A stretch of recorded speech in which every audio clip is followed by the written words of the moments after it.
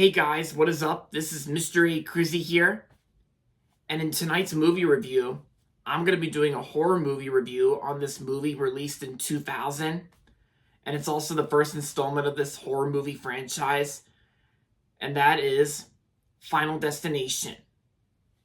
Final Destination goes like this. It's about a guy named Alex Browning, who is embarking on a trip to Paris, France. Alex experiences a premonition. He sees the airplane explode moments after leaving the ground. Alex insists that everyone should get off the plane, and seven people, including Alex, are forced to disembark. All watch as the plane actually explodes in a fireball, which because basically Alex dreams about it at first, and then it comes true. And then he and the other survivors have briefly cheated death, but will not able to invade their fate for very long. One by one, these fugitives from fate fall victim to Grim Reaper.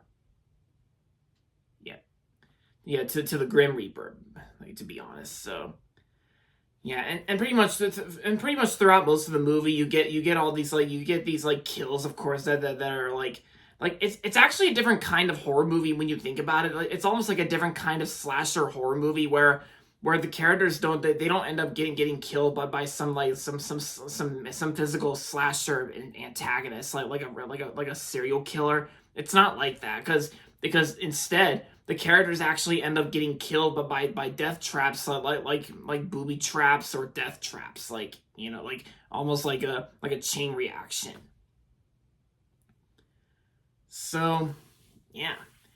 And yeah, I actually did see the trailer for that new Final Destination movie, which comes out on May 16th, Bloodlines, which I'm actually kind of interested in seeing Final Destination Bloodlines, and I've actually haven't seen the other Final Destination films until I actually started watching them today.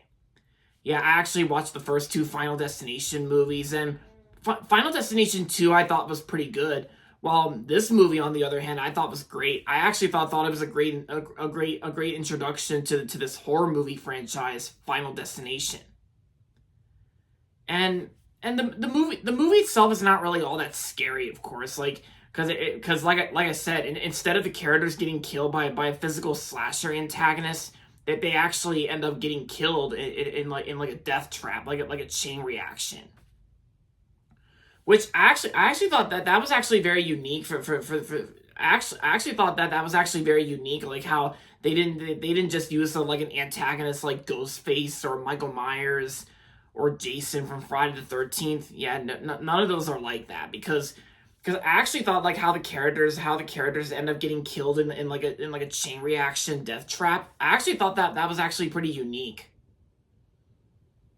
And I gotta say, the performances, on the other hand, are actually really good. I gotta say, everyone did a great job in this film. At the time being, when this movie came out in 2000, which it's actually hard to believe that Final Destination has actually been around for it's actually hitting a milestone this year, which is pretty cool. And this movie was actually released on St. Patrick's Day of 2000, March 17th. And yeah, that's actually in 7 days, which is pretty cool. Yeah. But anyway, as for the performances, the acting performances I think are good. And I gotta say, the best part about this movie is Tony Todd. Yeah, Tony Todd, who played Candyman. Tony Todd, I thought was great in the movie. I think he was easily the highlight of this movie. Oh yeah, and Sean William Scott was also in the film too. I thought he did pretty good. I know Sean William Scott. I thought he did pretty good in the film.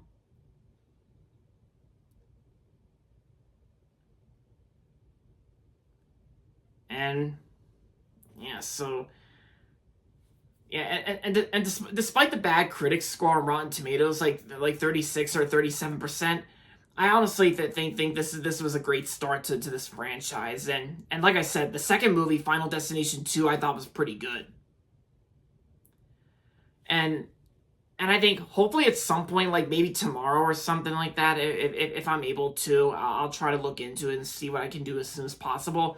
I might want to check out the rest of the Final Destination films, like before the new one comes out on May 16th, Bloodlines.